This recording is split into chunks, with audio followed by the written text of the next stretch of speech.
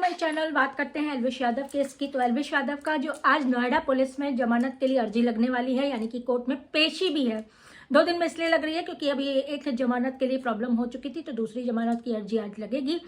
इसके बाद जो है एक केस और है जिसके लिए गुरुग्राम की पुलिस जो है वो अपनी उसमें लेके जाएगी और गुरुग्राम के कोर्ट में पेश करेगी। अब हम आपको बता दें ये केस क्या है। अभी आप कुछ दिन पहले इनका मैक्सटन से जो बवाल हुआ था उसने FIR कर दी थी। वो वैसे तो लोग कह रहे हैं कि वो केस वापस हो गया था, उसने मतलब दोनों में सुलह हो गई थी। वो केस जो था वो खाली अगर कंप्लेन होती, शिकायत दर्ज होती, तो वो बाहर से एक दूसरे से समझौता लिखवा के उसको खारिज कर दिया जाता। लेकिन वो केस खाली कंप्लेन नहीं थी, एक पर्चा कटा था, यानी कि मुकदमा दर्ज हुआ था, FIR दर्ज हुई थी। उसके बाद उस केस को कोर्ट में भेज दिया गया था। अब यह है कि ये लोग ने बाहर से वो कर लिया, केस में समझौता कर लिया, लिखित में दे भी दिया। लेकिन जब कोई केस कोर्ट में चला जाता है तो उसका जो निस्तारण होता है, यानी कि FR रिपोर्ट जो नहीं, फाइनल रिपोर्ट कहते हैं, वो जब लगती है तो वो कोर्ट के थ्रू ही लगती है। जांच होती ज़रूर है उसमें, हाँ, और जांच में जब दोनों का सामने सामने वो हो जाता है कि ये सुलह हो गई, तब सुलहनामा लग के वो कोर्ट से केस खत्म हो जाती है। अगर आप लोग को पता होगा तो इस FIR को क्वैशिंग के लिए डाल दिया था 482 फाइल करके। तो वही चीज़ें हुई है। और गुरुग्राम ने इसलिए भी लिया है कि केस लिया है कि कम से कम ये अपने घर के पास तो रहेगा, और होना इसमें कुछ नहीं है, डर की कोई बात नहीं है। इस केस में फिलहाल सब कुछ सलट चुका है, समझौता हो चुका है। बस जो खत्म करने के लिए होता है, जो कोर्ट से प्रोसीजर होता है, बस उसके लिए इनको वहाँ पे पेश किया जाएगा, गुरुग्राम की अदालत में पेश किया जाएगा।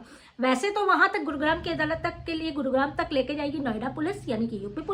उसके बाद वहाँ से गुरुग्राम की जो पुलिस है वो अपने उसमें लेगी और उनको जो है वो कोर्ट में पेश करेगी। यही वापसी का भी रहेगा, वहाँ तक नोएडा तक छोड़ के नोएडा से जाके इनको लेके यहाँ पे ले आ जाएगा। अब देखते हैं, उस केस में कुछ नहीं धरा है, कुछ भी नहीं है, वो सिर्फ क्वेश्चन का केस है। लेकिन जो आज का मेन नोएडा में केस है वो मेन है, उसमें अब देखिए क्या होता है। कोर्ट को फटकार तो वैसे SHO को भी लगानी चाहिए कि नोएडा वालों को की भी कि किस तरह से तुमने इस तरह की धाराएं जोड़ दी थी, क्या बिल्कुल ही वो नहीं था। लेकिन अब उनका है, कानूनन का है, क्या है क्या नहीं पता नहीं। गुरुग्राम में जो केस लगा है, उनके जो जज हैं हर्ष कुमार, देखिए नाम भी हमको वो पता चला है तो हम आपको बता दे रहे हैं। उनके मतलब अदालत में 27 मार्च को, इसी महीने की 27 तारीख को एल्विश यादव को पेश किया जाएगा। तो चलिए, आगे की अपडेट के लिए मेरे चैनल पे बने रहिएगा। और हम सिर्फ ये कहना चाहते हैं कि अगर बेगुनाह है तो सज़ा नहीं होनी चाहिए, और अगर इस तरह की चीज़ें, वाइल्ड चीज़ें और इस तरह की चीज़ें की हैं तो भाई फिर तो भाई देखिए, माननीय न्यायाधीश जो भी दे सजा दे या कुछ भी दे, कोर्ट है वो तो कोर्ट के ऊपर है। हम और आप सिर्फ अंदेशा लगा सकते हैं, चैनल के थ्रू बकबक कर सकते हैं, लेकिन करना कोर्ट को ही होगा। जांच एजेंसियां ही कर सकती हैं। और यूपी तो जांच एजेंसी, यूपी पुलिस पे तो आप बिल्कुल भरोसा रखिए, आप लोग जानते ही हैं।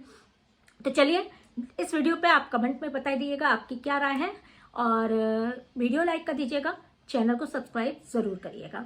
आज का मेन मुद्दा है नोएडा कोर्ट में इनकी पेशी का, और देखते हैं क्या होता है। शाम तक अगर न्यूज़ आ जाती है तो रात तक हम आपके साथ वो भी शेयर कर देंगे। बस मेरे चैनल पे बने रहिएगा।